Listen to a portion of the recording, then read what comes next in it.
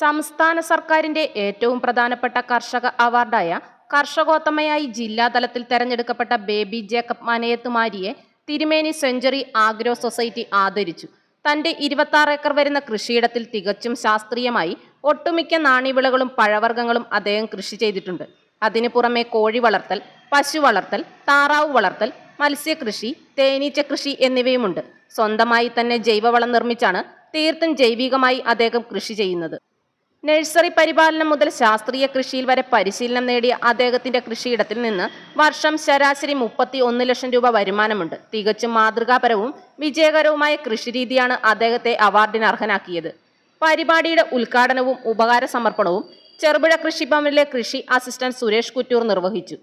നമ്മൾ സ്വാഭാവികമായും അവാർഡ് സംസ്ഥാന തലത്തിൽ സർക്കാർ പല വിധത്തിലുള്ള വിഭാഗങ്ങൾക്ക് അവാർഡ് നൽകുന്നുണ്ട്. അതിൽ ഏറ്റവും പ്രധാനപ്പെട്ട ഒരു അവാർഡ്, ഒന്നാമത്തെ അവാർഡ് തന്നെ പറയാൻ പറ്റുന്നതാണ് കർഷകോത്തമ അവാർഡ് എന്ന് പറയുന്നത്. ഈ കർഷകോത്തമ അവാർഡ് എന്ന് പറഞ്ഞു കഴിഞ്ഞാൽ വ്യത്യസ്ത കൃഷിയിൽ സജീവമായി പ്രവർത്തിക്കുന്ന ഒരു കർഷകനെ ആദരിക്കുക എന്നുള്ളതാണ്. ഞാനിവിടെ ഒരു 4 മാസം മുമ്പാണ് നമ്മുടെ ചെറുപുഴ കൃഷിഭവനിൽ വന്നത്.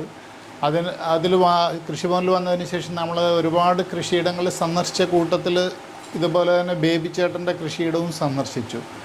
അപ്പോൾ ബേബി ചേട്ടൻ്റെ കൃഷിയിടം സന്ദർശിക്കുന്നതിന് മുമ്പ് ബേബി ചേട്ടനുമായി സംസാരിക്കുന്ന സമയത്ത് അദ്ദേഹം ഒരു മിതഭാഷിയാണ്. അദ്ദേഹം ഒരു വലിയ കർഷകനായൊന്നും എനിക്ക് തോന്നിയിരുന്നില്ല. ഞാൻ അങ്ങോട്ട് എന്ത് ചോദിക്കുന്നോ അതിന് മറുപടി അല്ലാതെ അങ്ങനെ സാധാരണ സ്വന്തം അഭിപ്രായം അല്ലെങ്കിൽ കൃഷിയെക്കുറിച്ച് അങ്ങനെ വാചാലമായി സംസാരിക്കുന്ന ഒരു പ്രകൃതമൊന്നും അല്ല ബേബി ചേട്ടൻ്റെത്. പക്ഷേ ഞാൻ ഈ കൃഷിയിടം മുഴുവൻ സന്ദർശിച്ച സമയത്ത് എനിക്ക് മനസ്സിലായത് സ്വാഭാവികമായും ഒരു ഉത്തമനായ കർഷകൻ, കർഷകോത്തമ അവാർഡ് എന്ന് പറഞ്ഞാൽ അതാണ്. ആ ഉത്തമനായ ഒരു കർഷകനായിട്ട് ബേബി ചേട്ടനിൽ കർഷകനെ കാണാൻ സാധിച്ചു എന്നുള്ളതാണ്. അതിൻ്റെ ഭാഗമായി ഞാൻ ഈ അവാർഡ് നമ്മുടെ കൃഷി വകുപ്പ് അവാർഡിന് വേണ്ടിയിട്ട് അപേക്ഷ സ്വീകരിച്ചുകൊണ്ട് ഉള്ള പ്രഖ്യാപനം നടത്തിയ സമയത്ത് ഞാൻ ബേബി ചേട്ടനുമായിട്ട് സംസാരിച്ച സമയത്ത് ബേബി ചേട്ടൻ്റെ അങ്ങോട്ട് സംസാരിച്ച സമയത്ത് അടുത്ത മറുപടി അത് വേണോ എന്നുള്ളതാണ്. അതായത് ഒരു അവാർഡിന് വേണ്ടിയുള്ള കാർഷിക പ്രവൃത്തിയല്ല അദ്ദേഹം ചെയ്യുന്നത് എന്നുള്ളതാണ്. അങ്ങനെ ഒരു മറുപടി കിട്ടിയത് കൊണ്ടാണ് അത് വേണമെന്ന് ഞാൻ തീരുമാനിച്ചത്. കാരണം എന്താണെന്ന് വെച്ച് കഴിഞ്ഞാൽ അവാർഡിന് വേണ്ടി ആർത്തി പൂണ്ട് പ്രവർത്തനം നടത്തുന്ന ആൾക്കാരിൽ നിന്ന് വ്യത്യസ്തനായി അവാർഡ് തേടിയെത്തുക, അതാണ് യഥാർത്ഥത്തിൽ. അവാർഡിന് വേണ്ടി നമ്മൾ പിറകെ പോവുകയല്ല, അവാർഡ് തേടിയെത്തുക. യഥാർത്ഥത്തിൽ ബേബി ചേട്ടനെ അവാർഡ് തേടിയെത്തുകയാണ് ചെയ്തത്. അപ്പോൾ ബ്ലോക്ക് തലത്തിലാണ് ആദ്യം നമ്മുടെ പയ്യന്നൂർ ബ്ലോക്കിൽ 8 പഞ്ചായത്തുകളിൽ നിന്നും ഇത്തരം അവാർഡിന് അപേക്ഷിച്ചവരിൽ നിന്ന് ആണ് ആദ്യം ഒരു തെരഞ്ഞെടുപ്പ് നടത്തുന്നത്. ബ്ലോക്കിൽ നിന്ന് നമ്മുടെ ജൂറി അംഗങ്ങൾ അവാർഡ് കമ്മിറ്റി വന്ന സമയത്ത് ബേബി ചേട്ടൻ്റെ ഈ കൃഷിയിടം സന്ദർശിച്ച സമയത്ത് അവർ അത്ഭുതപ്പെട്ടു പോയി. സ്വാഭാവികമായും അടക്കയിൽ നിന്ന് എത്ര വരുമാനം കിട്ടുന്നു എന്ന ചോദ്യത്തിനാണ് ഒരു വർഷം 10 ലക്ഷം രൂപ അടക്കയിൽ നിന്ന് വരുമാനം കിട്ടുന്നു എന്ന് പറയുന്നത്. അദ്ദേഹത്തിൻ്റെ കവുങ്ങ് സന്ദർശിച്ച സമയത്താണ് വളരെ ആരോഗ്യത്തോടെ നിൽക്കുന്ന കവുങ്ങ് കാണുന്നത്. ജൈവികമായ കൃഷിയാണ് അദ്ദേഹം നടത്തുന്നത് എന്ന് പറയുന്നത് അവരെ അത്ഭുതപ്പെടുത്തുന്നു.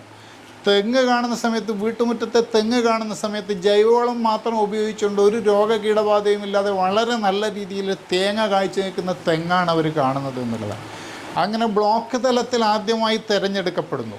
ബ്ലോക്ക് തലത്തിൽ തിരഞ്ഞെടുക്കപ്പെട്ടവരെയാണ് പിന്നീട് ജില്ലാ തലത്തിലുള്ള അവാർഡ് കമ്മിറ്റി വന്ന് പരിശോധിക്കുന്നത്.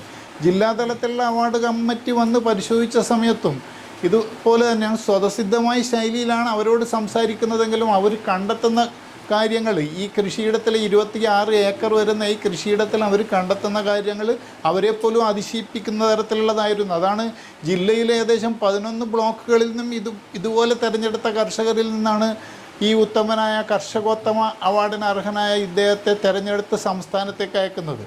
സംസ്ഥാനത്തെ ആൾക്കാർ വന്ന സമയത്ത് ഇപ്പം നേരത്തെ ഇവിടെ സൂചിപ്പിച്ചതുപോലെ ബേബി ചേട്ടനോട് അവർ ചോദിച്ച കാര്യങ്ങളിൽ അവർ പൂർണ്ണമായും തൃപ്തരായിരുന്നു എന്ന് മാത്രമല്ല പല വിധത്തിലുള്ള കൃഷി അറിവുകളാണ് അവർക്ക് കൂടി ബേബി ചേട്ടനിൽ നിന്ന് ലഭിച്ചത് എന്നുള്ളതാണ്. അവർ ബേബി ചേട്ടനോട് ഈ പറഞ്ഞതുപോലെ തന്നെ ഡ്രാഗൺ ഫ്രൂട്ട് എന്ന് പറയുന്നത് സാധാരണ നമ്മുടെ പരാഗണം നടത്തുന്നത് നമ്മുടെ പാറ്റകളാണ്, തേനീച്ചകളൊക്കെയാണ്. അതായത് നമ്മൾ മാനുവലായി മനുഷ്യർ തന്നെ പരാഗണം നടത്തുന്ന അപൂർവമാണ്. അതാണ് ഡ്രാഗൺ ഫ്രൂട്ടിലെ പരാഗണമാണ് ബേബി ചേട്ടന് കാണിച്ചു തരാൻ വേണ്ടിയിട്ട് അവർ ആവശ്യപ്പെട്ടത്. ഉടനെ തന്നെ വളരെ നിഷ്പ്രയാസം ഇങ്ങനെയാണ് എന്നുള്ളത് ഡ്രാഗൺ ഫ്രൂട്ടിലെ പരാഗണ രീതി വിവരിച്ചു കൊടുക്കാൻ ബേബി ചേട്ടന് സാധിച്ചു എന്നുള്ളതാണ്.